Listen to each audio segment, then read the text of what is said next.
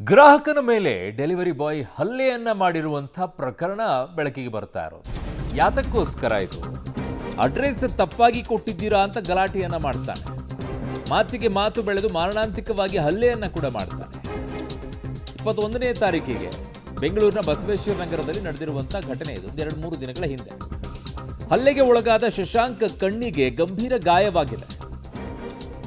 Delivery boy Vishnuvardhan ಎಂಬಾತನ ವಿರುದ್ಧ ಈಗ ದೂರು ನೀಡಲಾಗಿದೆ. ಬಸವೇಶ್ವರ ನಗರ ಪೊಲೀಸ್ ಠಾಣೆಯಲ್ಲಿ ಪ್ರಕರಣ ದಾಖಲು ಕೂಡ ಆಗಿದೆ.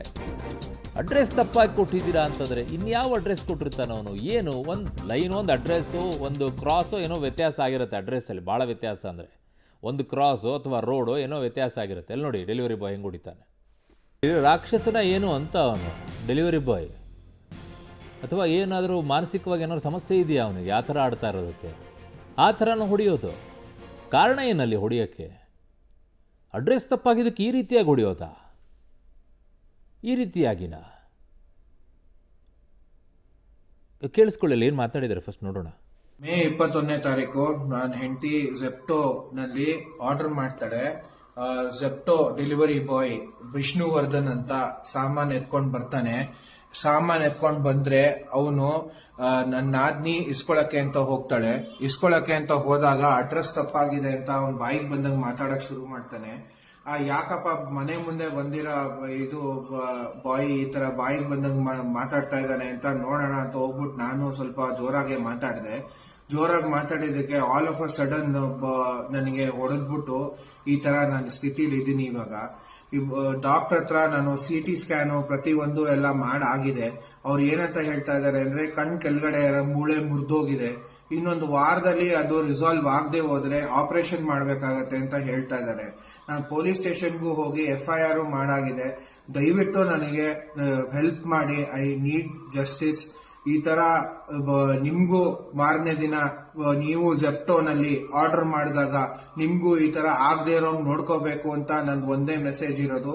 ಅದಕ್ಕೋಸ್ಕರನೇ ನಾನು ಈ ವಿಡಿಯೋ ಮಾಡಿ ಹಾಕ್ತಾ ಇರೋದು. ದುರಂಕಾರಿ ರೀತಿಯಲ್ಲಿ ವರ್ತಿಸಿದ್ದಾನೆ ಅವನು. ಯಾವ ಇದರಿಂದ ಬಂದಿದ್ದಾನೋ ಆನ್ಲೈನ್ ಡೆಲಿವರಿ. ಇವರು ಮಾತಿಗೆ ಮಾತು ಬೆಳೆದಾಗ ಅವನೇನೋ ಬೈದಿರ್ಬೋದು, ಇವರು ಒಂದಿಷ್ಟು ಬೈದಿರ್ಬೋದು. ಮಾತಿಗೆ ಮಾತಿರಬೇಕು, ಕೈಗೆ ಹೊಡೆಯುವಂಥದ್ದು ಏನಿದೆ ರೀ? ನಿಮ್ಗೆ ಪೇಷನ್ಸ್ ಇಲ್ಲ ಅಂತಂದರೆ ಯಾಕೆ ಹೋಗ್ತೀರಾ ಡೆಲಿವರಿ ಬಾಯ್ ಆಗಿ? ತುಂಬ ತಾಳ್ಮೆ ಅಗತ್ಯತೆ. ಎಷ್ಟು ಚೆನ್ನಾಗಿ ಮಾಡ್ತಾರೆ ಗೊತ್ತಾ ಡೆಲಿವರಿ ಬಾಯ್ಗಳು. ಎಷ್ಟು ಅಡ್ರೆಸ್ ತಪ್ಪಾಗಿದ್ರು ಕೂಡ ಇಲ್ಲ ಸರ್ ಬಂದು 1 ನಿಮಿಷ ಅಂತ ಹೇಳ್ತಾರೆ. ಓ ಅಲ್ಲಿದ್ದೀರಾ ಕೇಳ್ಕೊಂಡು ಬರ್ತಾರೆ. ಎಷ್ಟೋ ಸಲ ನಾವು ಡೆಲಿವರಿ ತೊಗೊಂಡಿದ್ದೀವಿ. ಎಷ್ಟು ಕೂಲಾಗಿರ್ತಾರೆ, ಎಷ್ಟು ತಾಳ್ಮೆಯಿಂದ ವರ್ತಿಸ್ತಾರೆ. ಏನಪ್ಪ ಇವ್ರಿಗೆ ಇಷ್ಟೊಂದು ತಾಳ್ಮೆ ಇದೆಯಾ? ಮಳೆಯಲ್ಲಿ ಹೋಗ್ತಾರೆ, ಎಲ್ಲ ಬರ್ತಾರೆ. ಇವನು ಯಾವನ್ರಿ ಕೋತಿ ಥರ ಆಡ್ತಾರೋ ನೀವು?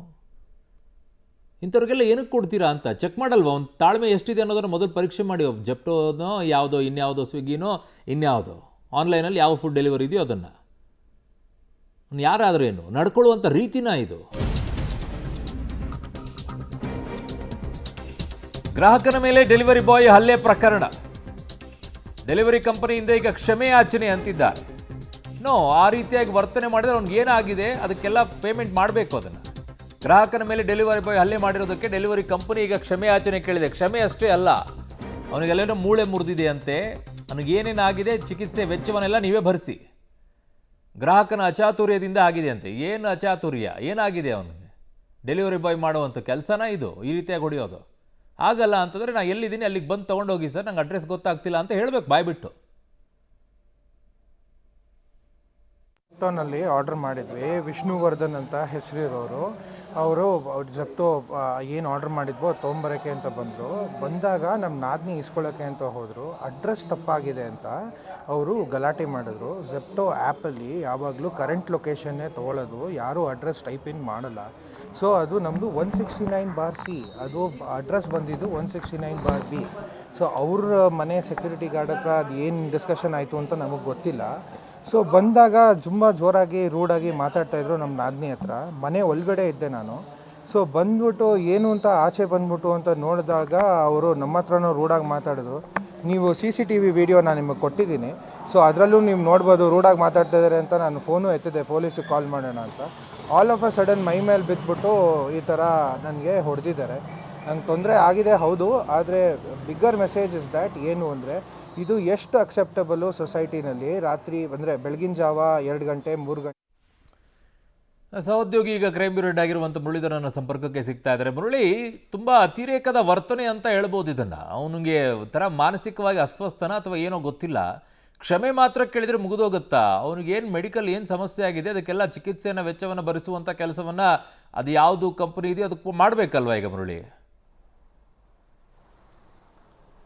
ಖಂಡಿತವಾಗಿ ಅವ್ರನ್ನ, ಯಾಕೆಂದ್ರೆ ಪ್ರಮುಖವಾಗಿ ಆತನ ವರ್ತನೆ ಇತ್ತು. ಅಂದ್ರೆ ಕಂಪನಿಯ ಏನು ಡೆಲಿವರಿ ಬಾಯ್ ಏನಿದೆ, ಡೆಲಿವರಿ ಬಾಯ್ನ ವರ್ತನೆಯಿಂದ ಈ ರೀತಿಯ ಅವಘಡ ನಡೆದಿರುವಂಥದ್ದು. ಆ ಹಿನ್ನೆಲೆಯಲ್ಲಿ ಕಂಪನಿ ಸಂಪೂರ್ಣವಾಗಿ ಅದರ ಜವಾಬ್ದಾರಿಯನ್ನು ತೆಗೆದುಕೊಳ್ಬೇಕು. ಜೊತೆಗೆ ಕಾನೂನಾತ್ಮಕವಾಗಿ ಬಸವೇಶ್ವರ ನಗರ ಪೊಲೀಸರು ಕೂಡ ಪ್ರಕರಣವನ್ನು ದಾಖಲು ಮಾಡ್ಕೊಂಡಿದ್ದಾರೆ. ಆತನನ್ನ ಬಂಧನಕ್ಕೆ ಕೂಡ ಒಳಪಡಿಸುವಂಥದ್ದು. ಯಾಕೆಂದ್ರೆ ಈಗಾಗಲೇ ಆತನ ಮೇಲೆ 307 ಅಂತ ಹೇಳಿ ಅಂದ್ರೆ ಆತನನ್ನ ಹೊಡೆದಿರುವಂಥದ್ದು, ಮಾರಣಾಂತಿಕವಾಗಿ ಹಲ್ಲೆಯನ್ನ ಮಾಡಿದ್ದಾನೆ. ಹಲ್ಲೆಯನ್ನ ಮಾಡಿರೋ ಹಿನ್ನೆಲೆಯಲ್ಲಿ ಪ್ರಕರಣವನ್ನು ದಾಖಲು ಮಾಡ್ಕೊಂಡಿದ್ದಾರೆ. ಜೊತೆಗೆ ಆತನನ್ನ ಹುಡುಕಾಟ ಮಾಡಲಿಕ್ಕೆ, ಜೊತೆಗೆ ಆ ಕಂಪನಿಯವರ ಬಳಿಯಲ್ಲಿ ಆತನ ಫೋನ್ ನಂಬರ್ ಇರ್ಬೋದು, ಜೊತೆಗೆ ಆತನ ಸಂಪೂರ್ಣ ವಿವರಗಳನ್ನ ಪಡ್ಕೊಳ್ಳುವಂತ ಒಂದಷ್ಟು ಪ್ರಯತ್ನಗಳನ್ನ ಮಾಡ್ತಾ ಇರುವಂಥದ್ದು ಬಸವೇಶ್ವರ ನಗರ ಪೊಲೀಸರು. ಆದ್ರೆ ಕಂಪನಿಗಳು ಈ ರೀತಿಯಲ್ಲಿ ಡೆಲಿವರಿ ಬಾಯ್ಗಳನ್ನ ಹೈರ್ ಮಾಡೋ ಸಂದರ್ಭದಲ್ಲಿ ಅವರ ಪೂರ್ವಪರವನ್ನ ಒಂದಿಷ್ಟಾದ್ರೂ ವಿಚಾರಣೆಗೆ ಒಳಪಡಿಸಬೇಕಾಗಿರುವಂಥದ್ದು ಅವ್ರನ್ನ. ಯಾಕೆಂದ್ರೆ ಸಾಕಷ್ಟು ಬಾರಿಯ ವಿಚಾರಗಳನ್ನ ನೋಡ್ತೀವಿ, ಡೆಲಿವರಿಯನ್ನ ತುಂಬಾ ಸಾಫ್ಟ್ ಆಗಿ ಮತ್ತು ಕೂಲ್ ಆಗಿ, ಜೊತೆಗೆ ಮಳೆ ಬಿಸಿಲು ಏನು ಅನ್ನೇ ಲೆಕ್ಕಿಸದೆ ಅವರ ಕೆಲಸಗಳನ್ನ ಮಾಡ್ತಾ ಇರ್ತಾರೆ. ಆದ್ರೆ ಎಲ್ಲೋ ಒಬ್ಬಂದಿಬ್ರು ಈ ರೀತಿಯ ಕೃತ್ಯಗಳನ್ನ ಮಾಡೋ ಸಂದರ್ಭದಲ್ಲಿ ಎಲ್ಲಾ ಡೆಲಿವರಿ ಬಾಯ್ಗಳಿಗೂ ಕೂಡ ಇದೊಂದು ಕೆಟ್ಟ ಹೆಸರು ಅಂತೇಳಿ ಹೇಳ್ಬೋದು. ಯಾಕೆಂದ್ರೆ